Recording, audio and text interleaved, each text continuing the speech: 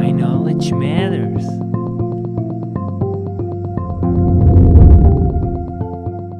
News and views.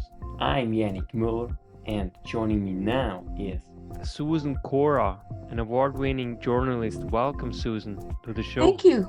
You wrote an article about Artsakh, really a humanitarian crisis that people face over there. Tell us a little bit more about the current situation in Artsakh. Artsakh is the name of a territory that's within the country of, or within the borders of Azerbaijan. Artsakh is the name that Armenians call it. Armenians are the majority population within that territory. And there's always been a conflict between Azerbaijan and Armenia over the sovereignty of this piece of land.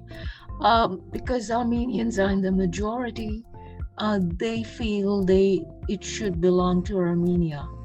But of course, Azerbaijan does not agree. Now, the latest humanitarian crisis there is just this. A group of people who describe themselves as activists, environmental activists, Azerbaijani as environmental activists, have blocked the one road that leads from Artsakh to Armenia. Now, unfortunately, this is the only supply route to food, to medicine, to all basic survival needs, because Artsakh imports all of that from Armenia.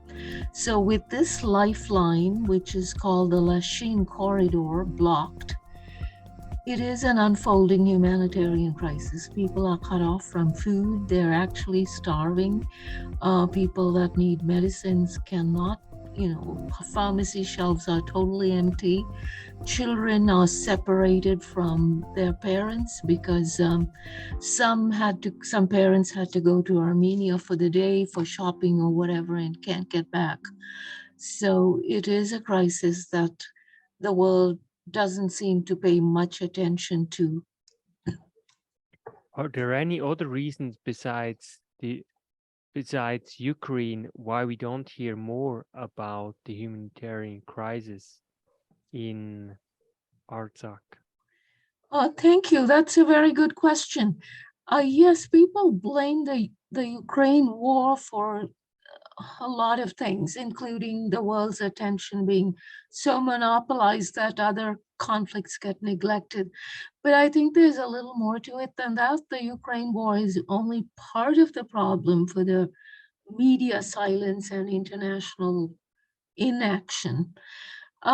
See, conflicts that happen in countries that don't have too much power or are not really within the geopolitical interests of the major world powers tend to get neglected by the Western media. And that's the reason. I think the Ukraine war is also a second reason why no one's paying, or very few people outside people who are immediately impacted are paying attention to this crisis. In what ways is this situation a challenge for good journalism? Well, obviously, journalists cannot access the territory, and sometimes internet is cut off, so it's difficult.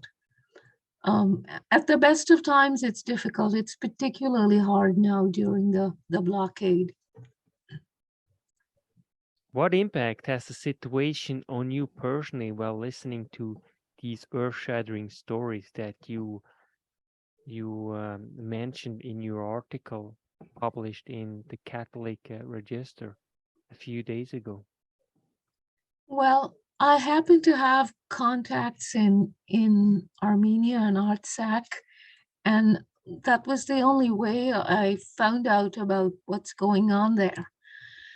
And the impact on me personally is, well, I'm a journalist, and my thought was I need to bring stories like this to shed light on them and let the world know what's going on, and hopefully influence political leaders, people in a position of power, to do something to lift the blockade. And a major point of my article was the lack of humanitarian aid. Just because, again, the blockade is preventing charities from working there. That had, I mean, it's a really devastating situation to be in.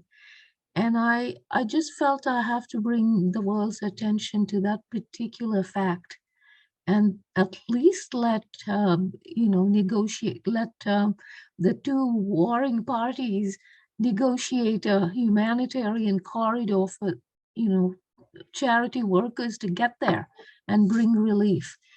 That was the personal impact it had on me. What can people do?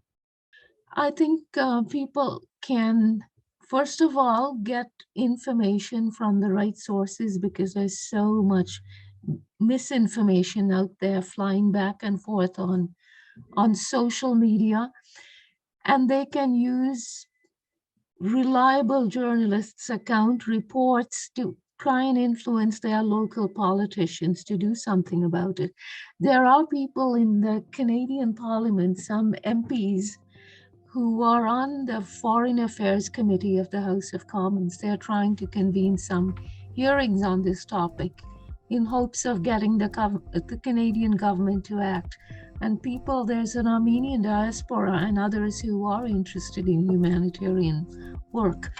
They could use their influence with their political leaders wherever they are, United States, Canada, Europe, wherever.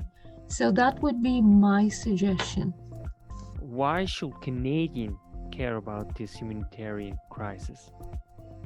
Well, first of all, there are about 800,000 to 900,000 Canadians of Armenian heritage living in Canada. So they're part of our family, the Canadian family, mostly concentrated in Toronto and Montreal. But apart from that, it has the potential, this conflict between Azerbaijan and Armenia, I mean, people might not even have heard of these countries and they may think, oh, it's just an obscure part of the world. It has nothing to do with us. But there's a potential for this to blow up into a big war, a big conflagration that it would affect the rest of us in so many ways as the Ukrainian war is affecting us, impacting us. And that's because there are regional powers involved in this. I won't go into the politics of it. It takes too much time. But Russia is involved. Iran is involved. Turkey is involved in this conflict. And so anytime it could become a big war and it could create all kinds of problems. So Canadians need to care. Susan Korah, award-winning journalist, thank you so much for your time and expertise and your important work that you're doing. Thank you. Very happy to make to reach more people this way.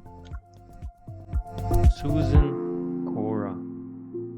That's why knowledge matters.